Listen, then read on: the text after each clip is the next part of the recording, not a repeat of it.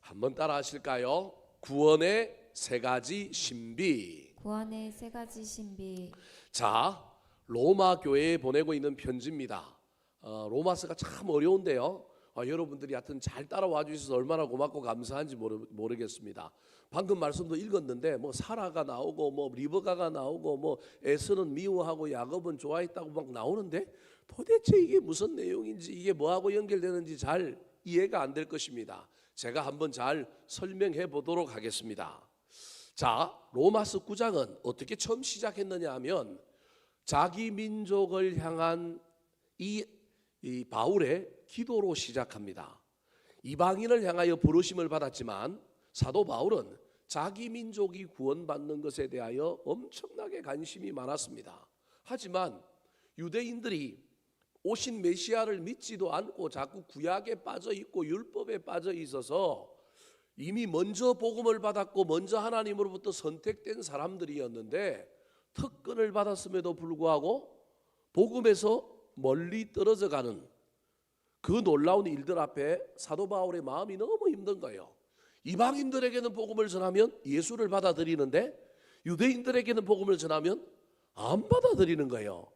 메시아가 왔는데 메시아를 뭐하고 있대요? 기다린대요. 그러니까 사도 바울이 너무 힘든 거예요. 하지만 하나님은 사도 바울을 이방인의 사도로 불렀고 이방인을 향하여 선교사로 불렀는데 그 사명을 감당하고 있지만 그럼에도 불구하고 자기 민족이 구원받을 것에 대한 이 염려, 검신, 걱정 때문에 자기 민족을 위하여 열심히 기도할 뿐만 아니라 지금 아직은 믿지 않고 있고 이방인들이 훨씬 더 복음을 더 빨리 받아들이고 잘 받아들이지만 자기 민족 유대인들도 언젠가는 하나님 앞에 돌아올 것에 대한 뭘 가지고 있느냐 하면 확신을 가지고 있는 거예요. 왜 이런 이야기를 지금 하고 있느냐 하면 로마 교회에 편지를 보내는데 로마 교회에 이방인들 즉 로마인들 헬라인들만 있으면 좋겠지만 로마 교회의 시작이 이방인들로부터 시작된 교회가 아니라 디아스포라 흩어짐으로 말미암아 그 당시 세계 최강대국이 로마이기 때문에 로마에도 유대인들이 많이 가서 살았단 말이에요. 종으로 끌려간 사람도 있고 돈으로 시민권을 사서 간 사람도 있고 흘러 들어가서 로마에 있는 사람들을 중심으로 로마 교회가 만들어지고 난 다음에 그 다음에 누가 들어왔느냐 하면 이방인들이 들어왔는데 자꾸 유대인들 중심으로 교회가 시작되어서 이방인들 로마인들에게 복음이 넓어졌으면 교리를 신앙생활하는 그 기준을 이방인들에게 맞춰가야 되는데 자꾸 이 유대인들이 율법주의에 빠져가지고 이방인들 새로 믿는 사람들 로마인들을 향하여 자꾸 뭘 고집하느냐 하면 율법을 고집하고 또 다른 할례를 고집하고 이러는 바람에 이 로마에 있는 교회가 전 세계 교회로 발전하지 못할까 봐 염려가 되는 거예요. 그래서 로마 교회에 있는 이방인들을 향하여 예수 그리스도가 누군지도 설명해야 되지만 한편으로는 그들보다 먼저 믿었는데 그들을 가로막고 있을 가능성이 있는 이 유대인들을 향하여도 이야기를 해야 되는 거예요. 그래서 오늘 본문에 이 유대인들도 구원받을 것이라고 하는 사실을 설명하고 있는 내용이 등장하는 거예요.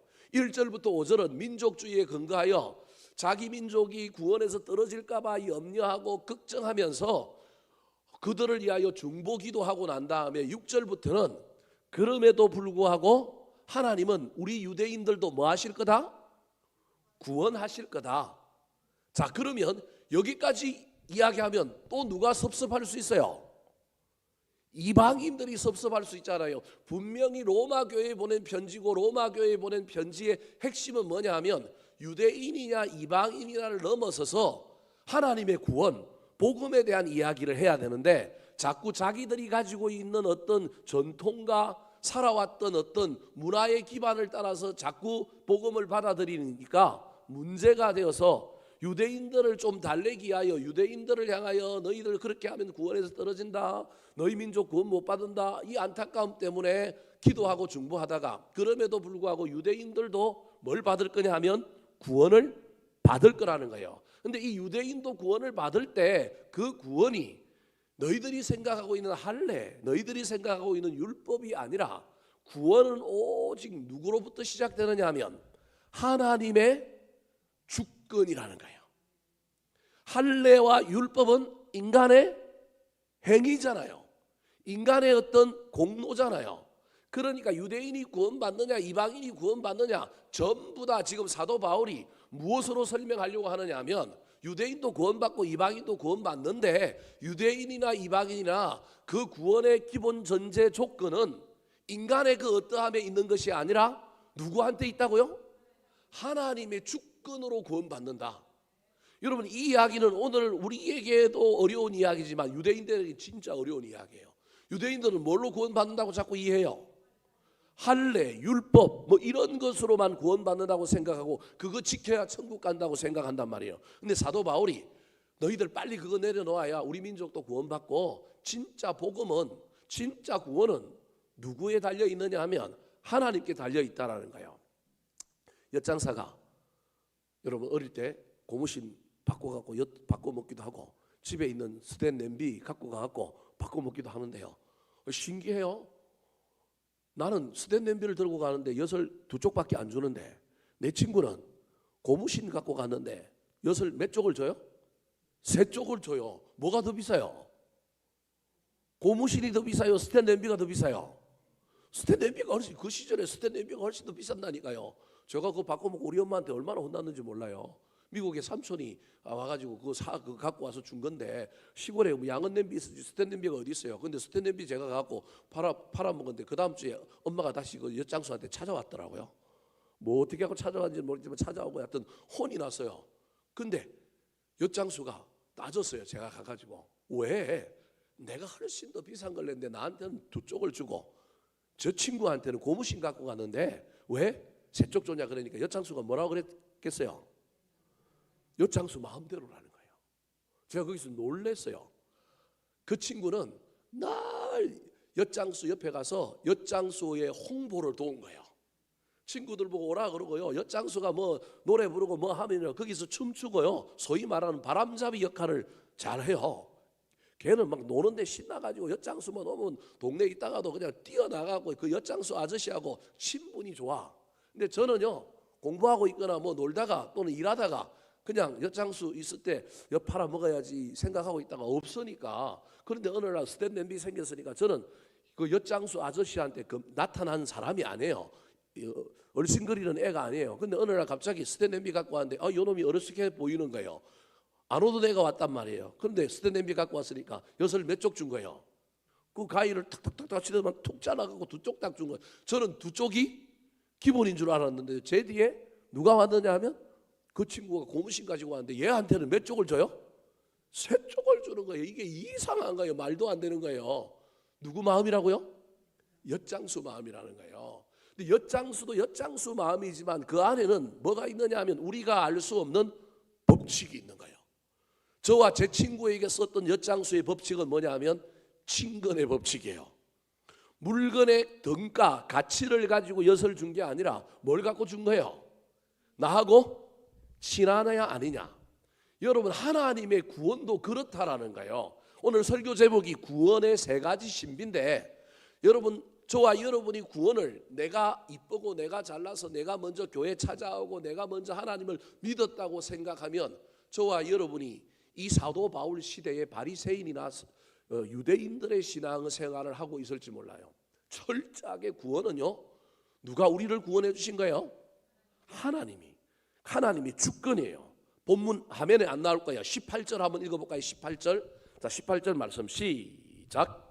그런즉 하나님께서 하고자 하시는 자를 긍휼히 여기시고 하고자 하시는 자를 완악하게 하시느니라. 이게 뭔 말일까요? 이게 하나님의 주권이거든요. 우리 하나님은 하고자 하시는 자를 뭐하게 여기시고요?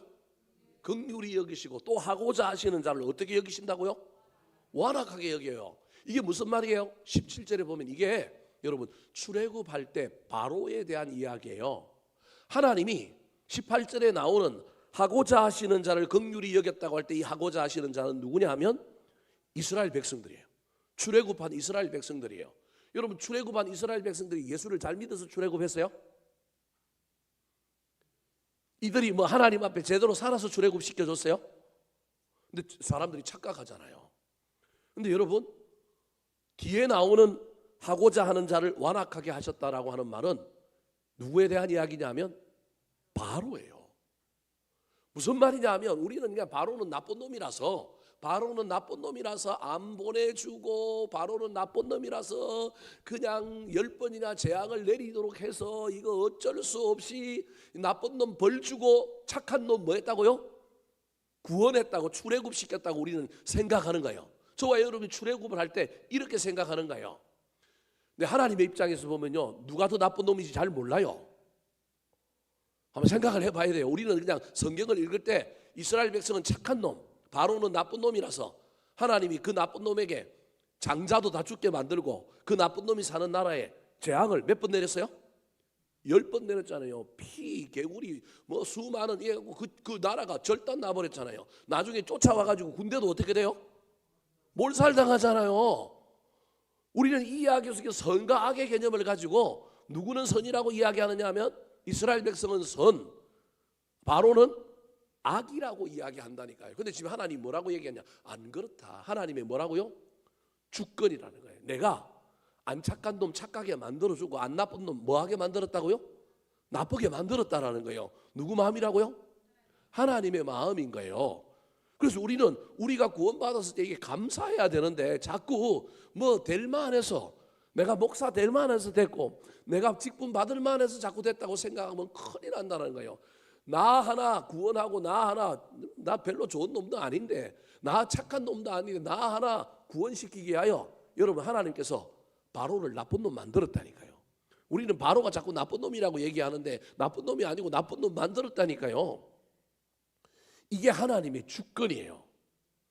이 구원에 대한 이 놀라운 하나님의 주권의 이 세 가지 신비를 저와 여러분이 잊어버리지 말고 살아야 합니다. 오늘 본문의 사도 바울이 그 이야기를 지금 로마 교인들에게 하면서 특별히 로마 교회에 있는 유대인들에게 너희들이 먼저 율법을 받았고 먼저 너희들이 구약의 하나님의 말씀을 받았고 하나님을 믿는 아는 백성이 되었다고 착각하면 큰일 난다. 교만하면 큰일 난다. 너희들 착한 놈이라고 생각하면 큰일 난다. 그게 아니라 하나님의 절대 주권으로 너희들을 뭐 했다고요?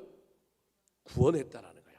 오늘 본문에 구원의 신비 세 가지가 나오는데 저와 여러분의 신앙생활 가운데 이 세 가지 신비를 잘 붙들었으면 좋겠습니다. 자, 그렇다면 무슨 신비가 나올까요? 구원을, 하나님 우리를 구원해 주시는데 어떤 신비를 가지고 우리를 구원해 주실까요?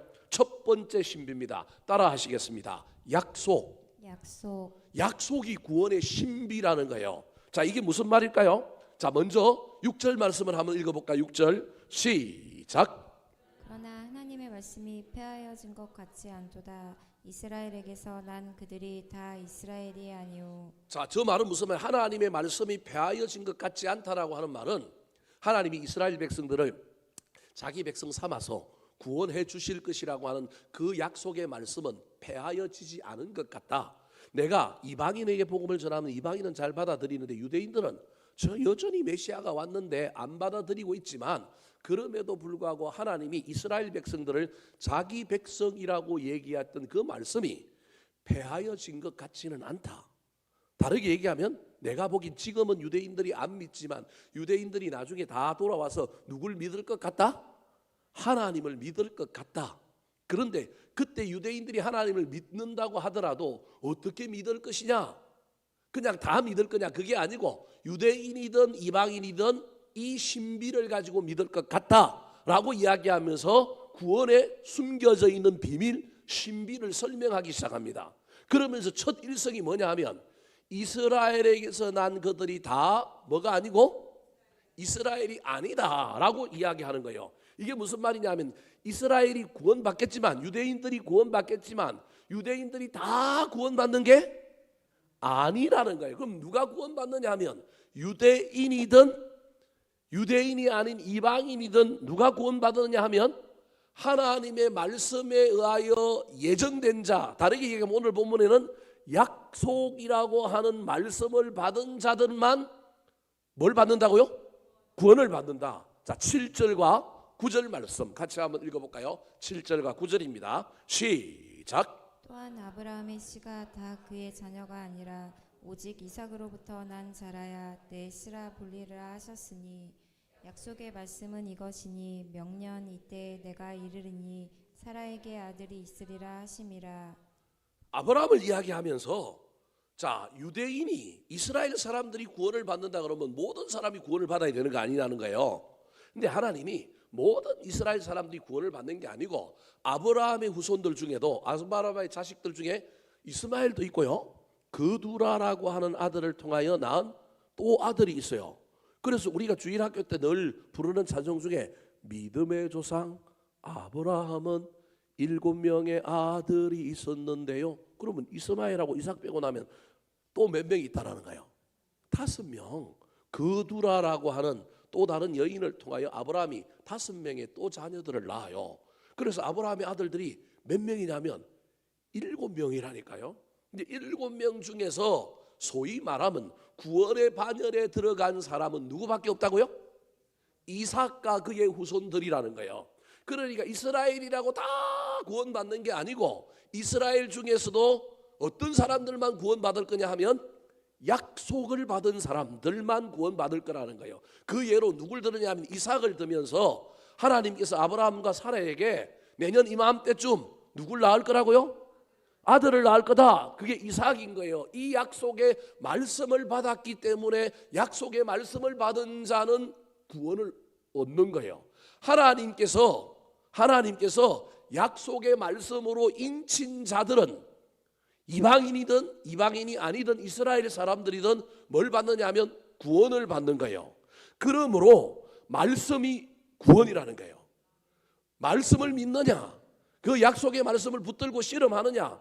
66권의 말씀 중에서도 약속의 말씀, 나를 향하여 하나님이 주시는 레마의 말씀을 믿느냐, 그것을 붙들고 살아가느냐, 내 가슴을 뜨겁게 하고 하나님이 반드시 이루어 줄 것이라고 하는 확신이 내 안에 있어서 어떤 고난과 환난 속에서도 이 약속의 말씀을 붙들고 사는 사람, 이런 사람들이 약속의 씨라는 거예요.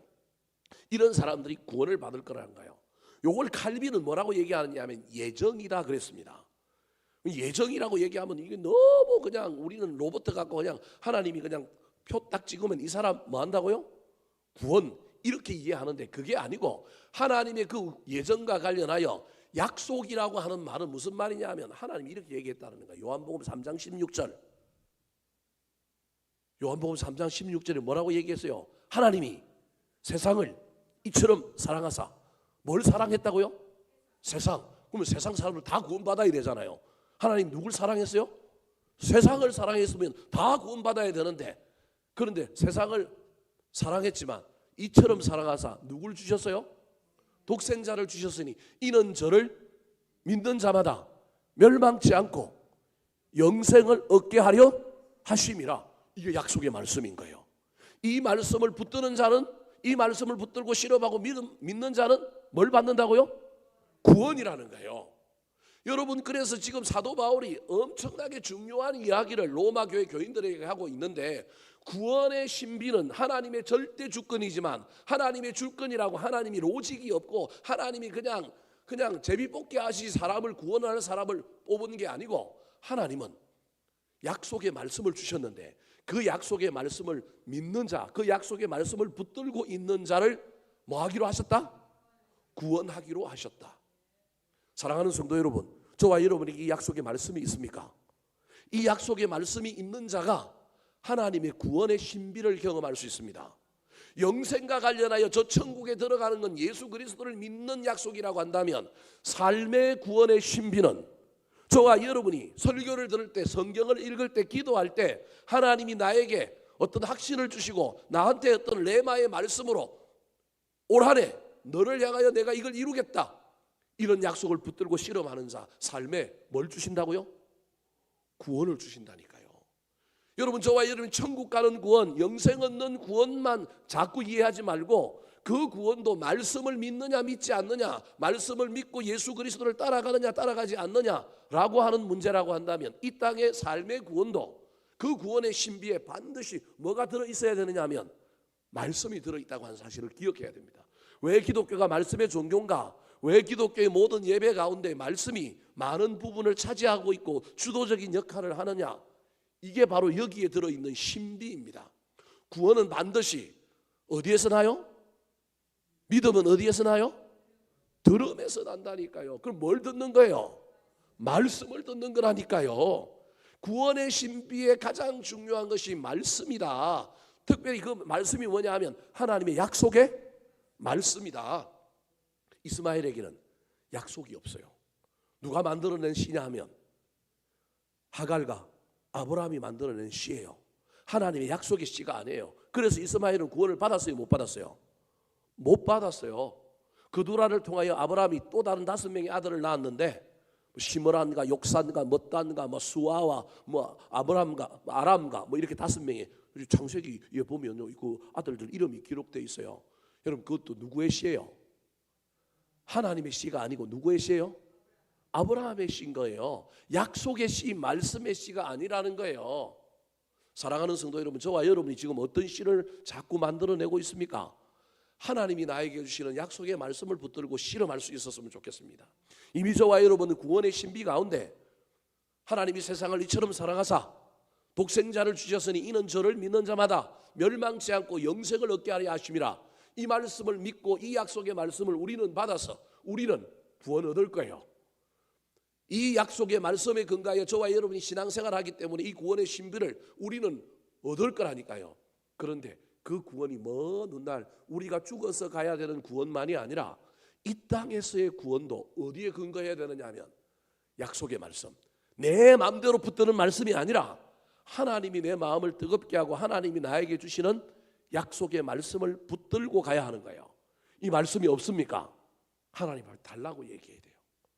하나님 그냥 기도 응답해 주세요라고 아니라 하나님 올해 내가 뭘 붙들고 가야겠습니까? 여러분 목사님들 중에 매년 표절 주제를 안 바꾸는 목사님들이 있습니다. 저거 바꾸면 머리가 아파요, 안 아파요? 자, 여러분 잘 모르겠죠. 머리가 아파요. 그래서 교회 표 주어 주제 그냥 평생 정해놓고 그대로 가면 목회하기 쉬워요. 그럼에도 불구하고 단 목사님들은 어떠는지 모르겠지만 저는 매년 바꾸는 이유가 그래도 9월달 10월달 되면 기도하는 가운데 하나님 내년에 목회하는 데 있어서 우리 교회에서 뭘 달라고 제가 기도할까요? 말씀을 달라고 기도한다니까요.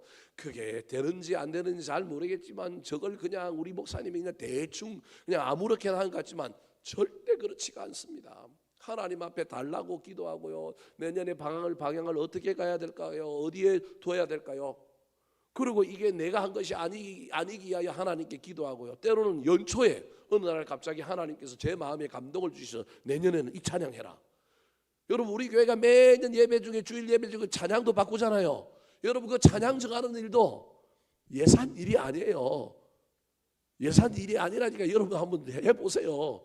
매년 그걸 바꿔야 되는데 매년 뭘 부를까 어떻게 해야 될까 그 속에 무슨 스피릿을 담고 갈까 이걸 왜 불러야 될까 고민하면서 기도하고 바꾸는 거예요. 저는 내년에 또 찬양 뭐 할까 지금도 하나님 앞에 기도하고 있는 거예요. 하나님 가다가 어떤 찬송 들을 때 제 마음에 꼽히게 해주시고 어느 날은요 다른 교회 지나가는데 그 교회 가려고 한 것도 아닌데 지나가는데 찬양 소리가 들렸는데 그 찬양이 너무 좋아가지고 그 교회 앞에 서가지고 문 열고 그 찬양을 들었는데 감동이 온 거예요.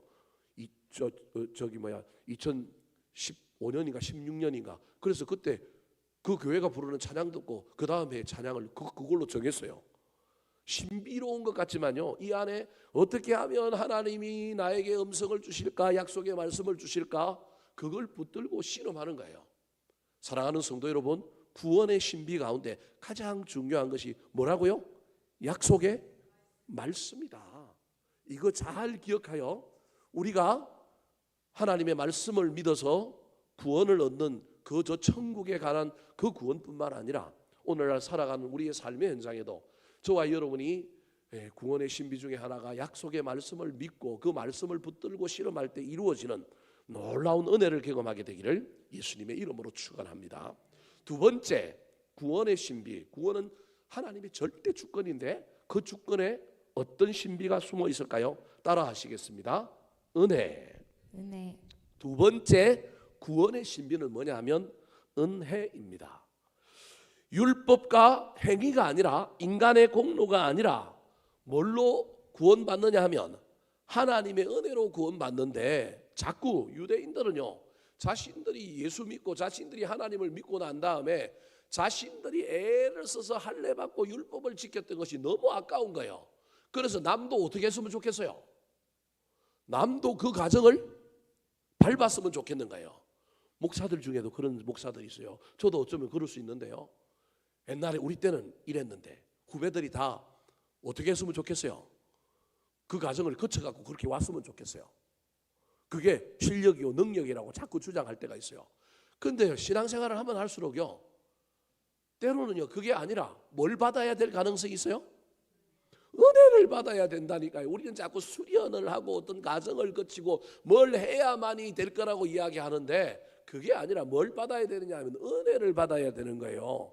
다르게 얘기하면 유대인들을 향하여 지금 사도 바울이 뭐라고 얘기하고 있느냐 하면, 나 유대인들 우리 민족 구원받았으면 좋겠는데 그 구원의 신비 가운데 제일 중요한 것이 너희들이 그렇게 금과 옥조로 여겼던 율법 말씀을 너희들 붙들고 살았지만, 아무리 너희들이 말씀을 붙들고 살아도 하나님이 말씀하신 약속의 말씀이 아니면, 너희들이 아무리 율법을 613개 조항으로 만들고 그 말씀을 붙들고 실험하고 그 말씀대로 살려고 해도 그건 너희들이 중요하게 여긴 말씀이고 너희들이 생각한 말씀이면 소용없다. 구원과 상관이 있다 없다?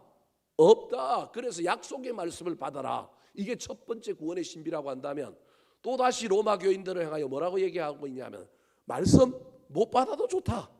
구원의 첫 번째 전조 조건은 엿장수 마음대로인 것처럼 누구 은혜가 필요하다? 하나님의 은혜가 필요하다는 거예요. 자, 11절 말씀 같이 한번 읽어볼까요? 11절 시작. 그 자식들이 아직 나지도 아니하고 무슨 선이나 악을 행하지 아니한 때에 택하심을 따라 되는 하나님의 뜻이 행위로 말미암지 않고 오직 부르시는 이로 말미암아 서게 하려 하사. 자, 뭐 여러 가지 이야기를 했지만 지금 하나님께서 바울 사도에게 주신 통찰이 무엇이냐 하면, 구원은 부르시는 이로 말미암는 거라는 거예요. 부르시는 이가 택할 때 그게 구원의 조건이라는 거예요. 저 11절을 신학적인 용어로는 뭐라고 얘기하면 선택과 유기라고 합니다. 조금 있으면 12절도 읽을 텐데, 이 선택과 유기 속에 먼저 선택이 누구한테 달려 있느냐 하면 하나님에게 달려 있다라는 거예요. 그래서 하나님이 선택을 함으로 말미암아 어떤 사람은 선택을 하고 어떤 사람을 선택을 안 할 때, 이 이야기 속에는 하나님이 불공평하시다라고 이해하면 안 되고, 하나님이 어떤 사람에게 뭘 주셨느냐 하면 은혜를 주셨다고 이야기해야 된다는 거예요. 우리는요 포도원 농부 비유처럼 신약 성경에 나오는 것처럼, 왜 나는 아침부터 나왔는데 나는 한 달란트가 아니라 2달란트 줘야 되는데 저 저녁 오후 3시 5시에 온 사람한테 한 달란트 주면서 나는 아침 9시부터 일했는데 왜 나한테도 한 달란트를 줍니까? 우리는 자꾸 남하고 비교하는 거예요. 근데 주인이 뭐라고 얘기하냐면, 포도원에 들어와서 일하기만 하면 내가 뭘 주겠다 그런 거예요? 돈을 주겠다 그랬단 말이에요. 그럼 돈을 주겠다고 이야기하신 이분이 돈의 액수를 정한 게 아니라 돈을 주겠다 그랬으니 어떻게 하면 돼요? 돈을 주기만 하면 되잖아요. 그럼 돈을 받아가면 되는데, 그 한 달란트가 여러분 적은 돈이면 또 모르겠어요. 적은 돈이 아니라니까요. 한 달란트가 여러분 엄청난 돈이에요. 한 달란트면 여러분 데나리온으로 치면 엄청난 거라니까요. 우리 달란트 비율이 5달란트, 저기 한 달란트, 2달란트, 그 다음에 5달란트 준 비유 있잖아요. 한 달란트면 1년치 연봉이에요. 그러면요 얼마나 많은 돈을 준 거예요. 그런데도 불구하고 자꾸 한 달란트 받은 사람은 2달란트 받은 사람하고 비교하잖아요. 그러니까 하나님이 빼앗아 버리잖아요. 포도원 품꾼 비유에도 한 데나리온을 주겠다. 한 데나리온은 하루에 뭐예요? 품삯인 거예요. 그러면 9시 온 사람은 한 데나리온 받았으니까 정당하게 받았어요, 안 받았어요? 받았죠. 그런데 오후 5시에 온 사람은 한 데나리온 받았으면 어떻게 받은 거예요? 후하게 받은 거죠. 그러면요 한 데나리온 받은 사람이, 이게 지금 자본주의의 논리란 말이에요. 자꾸 비교하는 거예요.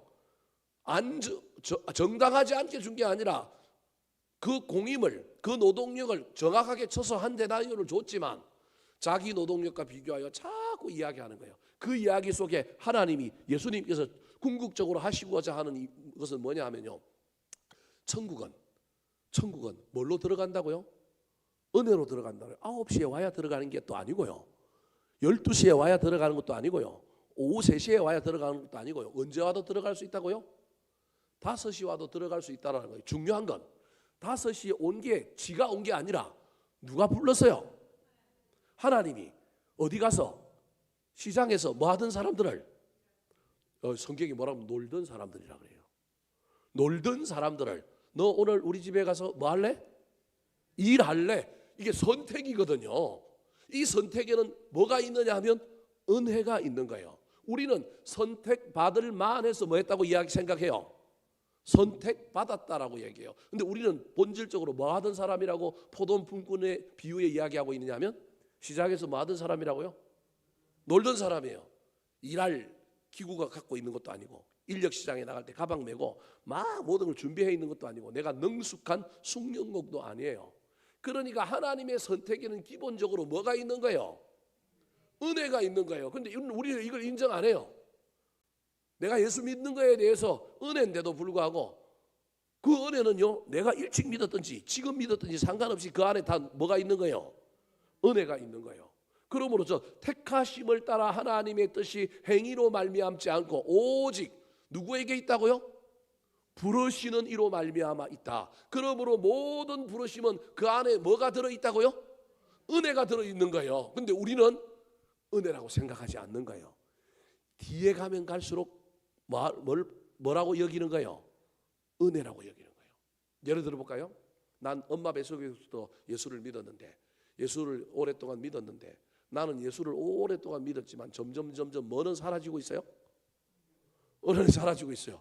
나는 허랑방탕하게 놀다가 마누라 쏙도 썩이고 막 나쁜 짓 다 하다가 어느 날 병이 걸려갖고 돌아왔는데 아내가 나를 위하여 목사님을 초청해가지고 나한테 한번 만나보자고. 근데 만났는데 내 인생이 불쌍하기도 한데 그 목사님이 말씀을 전해주는데 갑자기 뭐 은혜가 왔어요. 그래서 나 예수 믿는다고 고백했어요. 그리고 그 다음 날 죽었어. 여러분 누가 더 은혜가 커요? 잘 이해가 안 돼요? 여러분 누가 더 하나님이 기뻐하실 것 같아요? 잘 생각해 보시라니까요. 우리 하나님은 지금 저와 여러분에게 뭐가 있는지를 보고 싶은 거예요. 하나님의 구원의 가장 중요한 것은 하나님의 구원의 신비 가운데 넘쳐 흘러야 될 것은요, 은혜가 넘쳐 흘러야 되는데 오늘날 한국교회와 저와 여러분의 신앙생활에는 뭐가 있느냐 하면 나의 의로움, 나의 공로. 그래서 구원의 신비 가운데 은혜는 사라지고 뭐만 있느냐 하면 전부 왜 나는 예수를 이렇게 믿었는데 나는 왜 삶이 이렇지? 나는 왜 예수를 이렇게 믿었는데 내 기도는 왜 응답 안 됐지? 저와 여러분에게 은혜가 사라져 버리는 거예요. 하나님의 선택에는 반드시 은혜가 있었다라고 하는 걸 잊어버리면 안 돼요. 그래서 우리가 지금 목사가 되었던 장로가 되었던 권사가 되었던 저와 여러분이 어떤 사랑 가운데 있든지 간에 우리는 반드시 하나님의 은혜가 있음을 알고 뭘 잊어버리면 안 된대요? 은혜를 잊어버리면 안 된다니까요. 선택받았다고 교만하면 안 되고 선택받았다고 내가 선택받을 만한 사람이라고 하는 의식을 가지면 안 돼요. 우리는 9시에 불러졌던 12시에 불려졌던 3시에 포도원에 들어왔던 교회에 들어왔던 저와 여러분은 다 들어올 만한 사람이 아니라는 거예요. 일찍 들어왔다고 나는 들어올 만한 사람, 일찍 들어왔다고 난 괜찮은 사람이라고 생각하면 큰일 난다니까요. 12절과 13절 말씀 같이 한번 읽어볼까요? 시작. 리브가에게 이르시되 큰 자가 어린 자를 섬기리라 하셨나니 기록된 바 내가 야곱은 사랑하고 에서는 미워하였다 하심과 같으니라. 여러분 야곱하고 에서 비교하면 누가 나쁜 놈이에요? 야곱이 나쁜 놈이죠. 알기는 알겠어요? 야곱이 훨씬 더 나쁜. 에서가 잘못한 게 뭐 있어요? 에서는 마음이 얼마나 좋아요. 동생 팥죽한 걸 얻어먹고 자기 장자의 명분을 뭐예요? 팔았지만 나중에 따지고 보면 그거 준 거 아니에요. 그냥 나중에 동생이 돌아왔는데 군사 600명 이끌고 나가서 동생 괴롭혔어요? 아니면 그냥 동생 껴안고 울었어요? 껴안고 울었잖아요. 그리고 에서가 뭐라고 얘기해요? 너 나랑 가서 나랑 같이 뭐 하자고요? 살자 그래요. 야복강에서 기도하고 건너온 야곱을 에서가 만나고 난 다음에 야 형이 네 데려가서 우리 집에 먹을 것도 많고 내가 너 책임질 수 있으니 나랑 같이 살자 그래요. 근데 야곱이 겁이 나는 거야. 따라가요 안 따라가요? 안 따라간다니까요. 기회주의자예요. 기도하고 회개하여 새 사람 됐다 그러지만 야곱은 여전히 이상한 놈이라니까요. 에서는요 끝까지 뭐 하는 사람이냐면 끝까지 베푸는 사람이에요. 다르게 얘기하면 좀 어리숙하게 뒤통수 맞고요. 어리숙하게 늘 그냥 양보하는 사람이에요. 인간적으로 보면 누가 훨씬 더 좋은 사람이냐면 에서가 훨씬 더 좋은 사람이에요. 저 야곱은요 얼마나 막 깨도 많고 얼마나 뭐 머리가 팍팍 잘 돌아가요. 삼촌도 속여 먹잖아요. 예?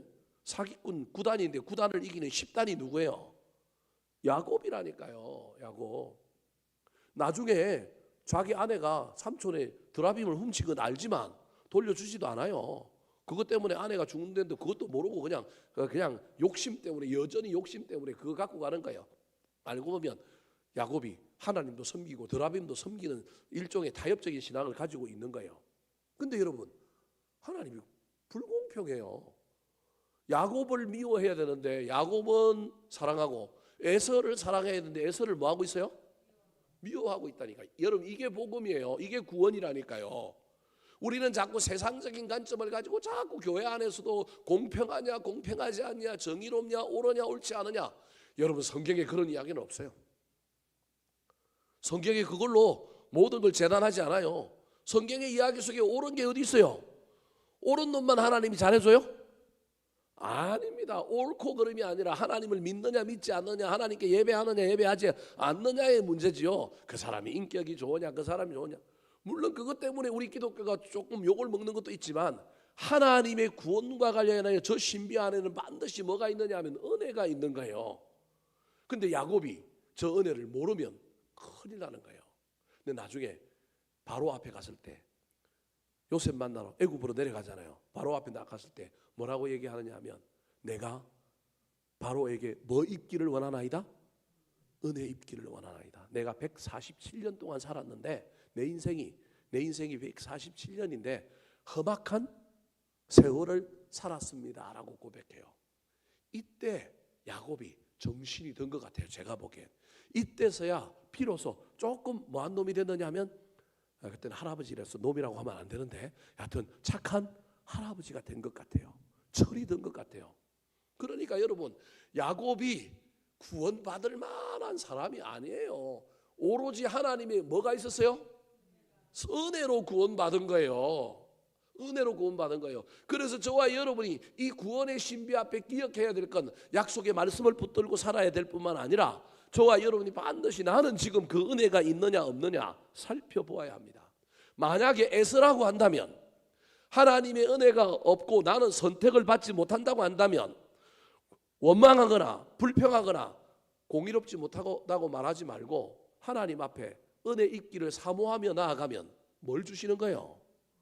은혜를 주신다니까요. 여러분 이게 하나님의 이야기예요. 하나님의 절대 주권을 자꾸 거스르거나 그거 옳지 않다고 이야기하려고 하지 말라는 거예요. 우리 생각에 이게 옳은 거고 여기에 복을 줘야 되고 여기에 선택해야 되는데 하나님이 이거 선택했다? 하나님 옳지 않습니다. 하나님 잘못됐습니다. 자꾸 이러고 있으면 우리는 은혜를 입는 사람이다 못 입는 사람이다. 은혜를 못 입는다니까요. 한나와 버닌나 이야기 보십시오. 한나가 애를 못 낳는 여인이에요. 한나가 불쌍해요? 버닌나가 불쌍해요? 누가 더 불쌍해요? 한나가 더 불쌍하잖아요. 그러면 하나님은 누구한테 은혜를 줘야 돼요? 한나한테 은혜를 줘야 되는데 누구한테 은혜를 줘요? 버닌나한테 줘가지고 버닌나가 뭘 낳아요? 애를 낳잖아요.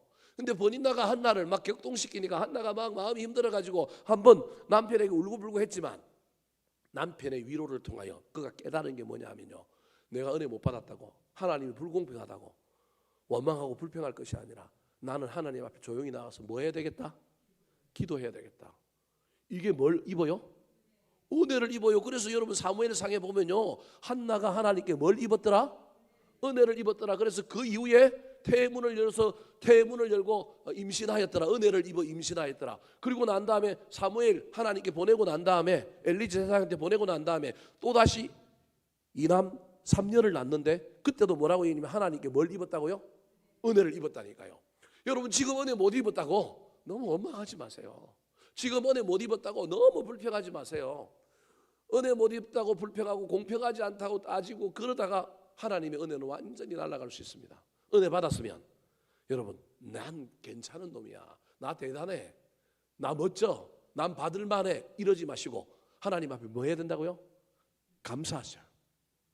그런데 내가 은혜를 못 입었어요. 그러면 원망하거나 불평하지 말고 은혜 있기를 뭐 하시라고요? 사모하세요. 그러면 하나님이 이때는 이 사람을 선택했지만 사모하고 기다리는 자에게 우리 하나님 반드시 뭘 주실 거냐 하면 은혜를 주실 거라고 하는 사실을 잘 기억하여 구원의 신비는 약속의 말씀이 첫 번째라고 한다면 두 번째는 뭐라고요? 은혜다. 세 번째 구원의 신비. 구원은 절대 주권이 누구한테 있냐면 하나님한테 있는데 우리한테는 없어요. 근데 그 구원의 신비의 세 번째가 뭐냐 하면 따라 하시겠습니다. 긍휼.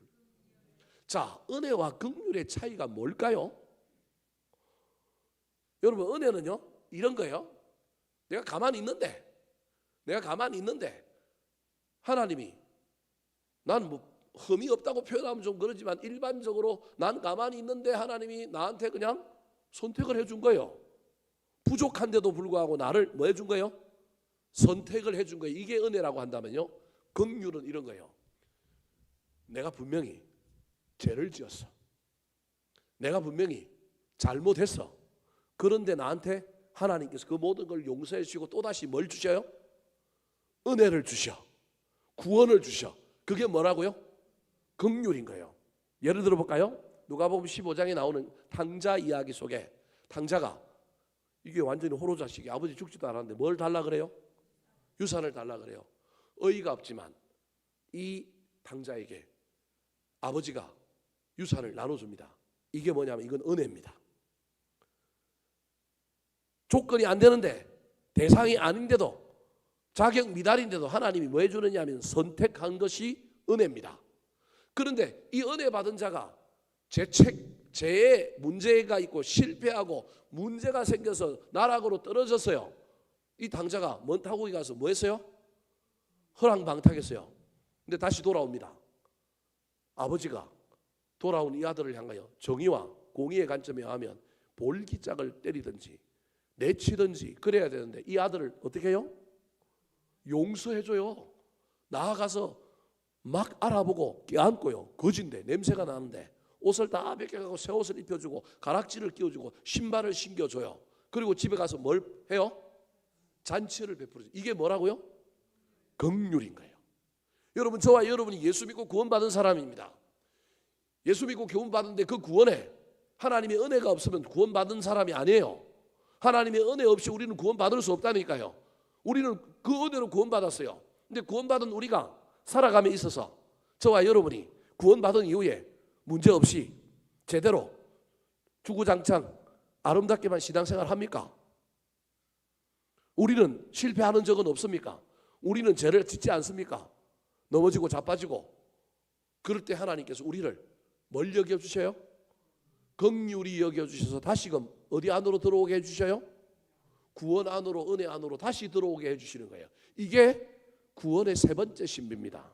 15절 말씀 같이 한번 읽어볼까요? 15절입니다. 시작. 모세에게 이르시되 내가 긍휼히 여길 자를 긍휼히 여기고 불쌍히 여길 자를 불쌍히 여기리라 하셨으니. 여러분 이 이야기는 어디에 있는 이야기냐 하면 여러분 출애굽기에 있는 이야기입니다. 출애굽기 어디에 있는 이야기를 이 바울이 그대로 옮겨놨느냐 하면 시내산에서 뭘 받았어? 십계명 받았고 누가 내려와요? 모세가 내려오잖아요. 근데 모세가 내려왔는데 이스라엘 백성들이 다 뭐하고 있어요? 금송아지 만들어 놓고 뭐하고 있어요? 놀고 있어요 그냥. 그 모세가 너무너무 성질이 났고 십계명 두 돌판을 어떻게 해버려요? 깨트려 버려요. 그리고 난 다음에 하나님의 명령을 받아서 모세가 레위인들에게 명령해서 우상숭배 전면에 섰던 사람들 죽이라고 명령해요. 그때 레위인들이 나서가지고 눈물을 머금고 동족을 죽입니다. 그때 몇 명이 죽었어요? 3,000명 죽였습니다. 우리로 지금 이성으로 생각하면 말도 안 되는 이야기지만 우상숭배를 하나님 그렇게 싫어했던 거예요. 그때 여러분 하나님께서 모세를 향하여 그렇게 해도 하나님께서 전면에 섰던 사람 3,000명 죽였지만 여러분 200만 명이 다 사실은 뭐 한 거예요? 우상 숭배했다니까요. 누구도 우상 숭배한 거예요? 아론도 했다니까요. 아론이 뭐 만들어줬어요? 금송아지 만들어줬다니까요.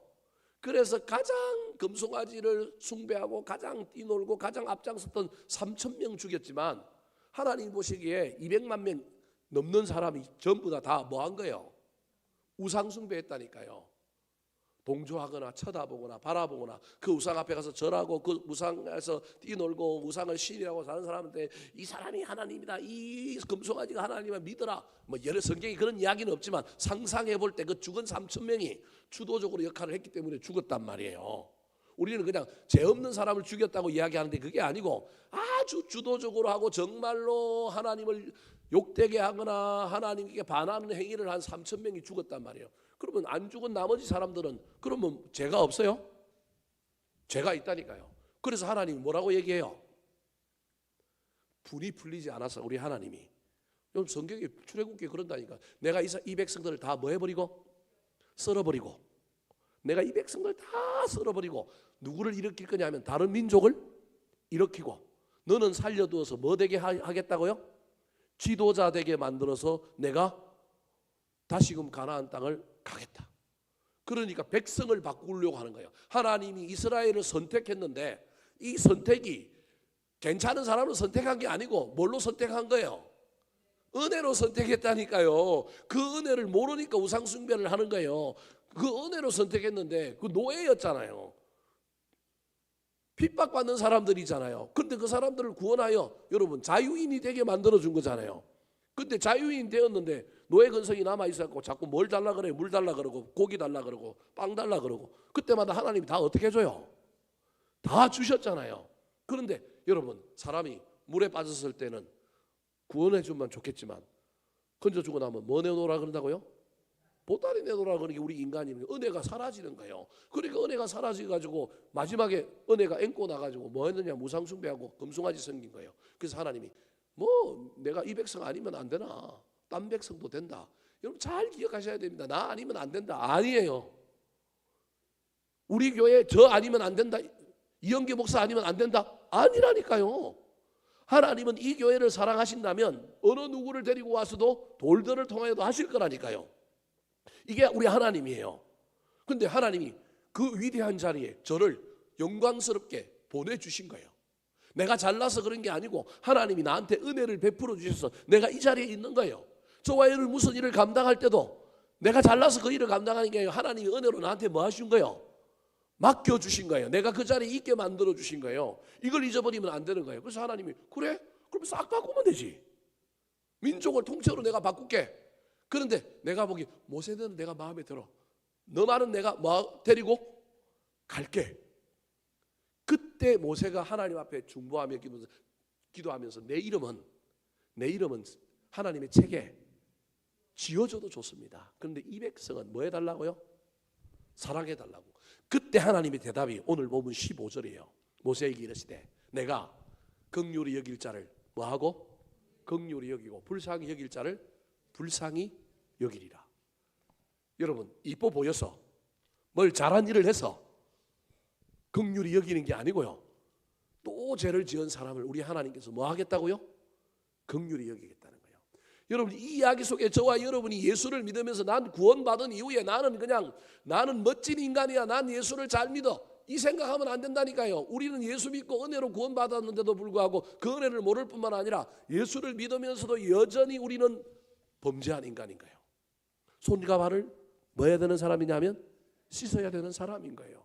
그때 우리 하나님이 우리를 향하여 공의와 정의의 관점으로 따지는 게 아니라 우리를 뭐 해주시겠다고요? 긍휼히 여겨주시겠다. 불쌍히 여겨주시겠다. 아이고 저 믿음이 약해서 아이고 저게 또 세상 유혹에 빠져가지고 그래도 내가 너 긍휼히 여겨줄게. 근데 우리는요 내가 믿음이 좋아서 회복된 줄 알고요 내가 괜찮아서 조금 낙심하다가 돌아온 줄 알아요. 네, 하나님이 뭘 베풀어 주셔서 그렇다고요? 긍휼을 베풀어 주셨어. 우리를 다시금 어디 안으로 들어오게 해주셨느냐 하면 은혜 안에 들어오게 해준 거예요. 내가 영적인 침체 가운데 내가 막 의지적으로 뭘 해가지고 내가 다시금 믿음을 회복했다? 아니라고요. 내 믿음 회복이 내가 한 게 아니고 알고 보니까 그 뒤에 누가 계셨다고요? 하나님의 회복, 하나님의 긍휼이 있었다. 이걸 저와 여러분이 잊어버리지 않아야 구원의 신비를 깨닫는 거예요. 16절 말씀 마지막으로 한번 읽어볼까요? 시작. 그런즉 원하는 자로 말미암음도 아니요 다른 박질하는 자로 말미암음도 아니요 오직 긍휼히 여기시는 하나님으로 말미암음이니라. 뭘로 말미암는다고요? 긍휼히 여기시는 하나님. 그래서 저와 여러분은요 하나님 앞에 늘 기도해요. 약속의 말씀을 주세요. 하나님 나의 그 어떠함에도 불구하고 나를 은혜로 좀 선택해 주세요. 제가 좀 무너지고 제가 자빠지고 제가 힘들 때마다 하나님 긍휼히 여겨 주셔서 저를 회복시켜서 다시금 은혜의 장중 안으로 다시금 구원 안으로 돌아오게 해 주십시오.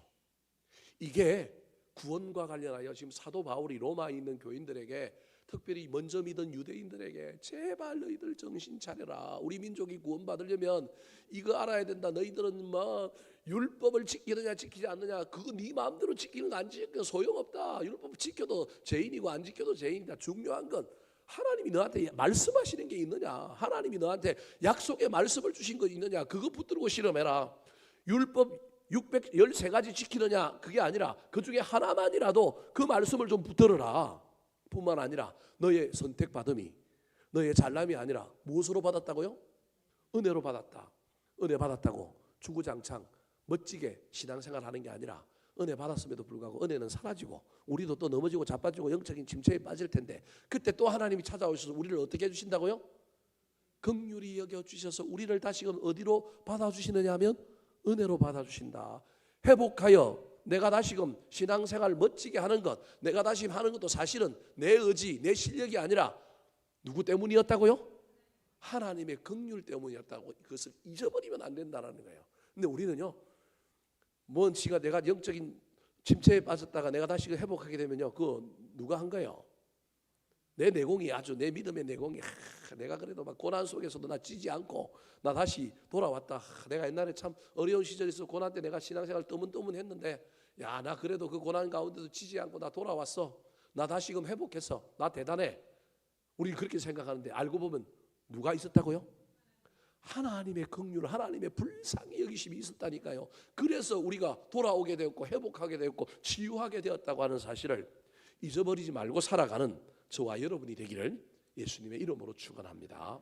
한번 따라 하실까요? 구원의 세 가지 신비. 구원의 세 가지 신비. 약속의 말씀. 약속의 말씀. 은혜에 대한 감사. 은혜에 대한 감사. 긍휼에 대한 통찰. 긍휼에 대한 통찰.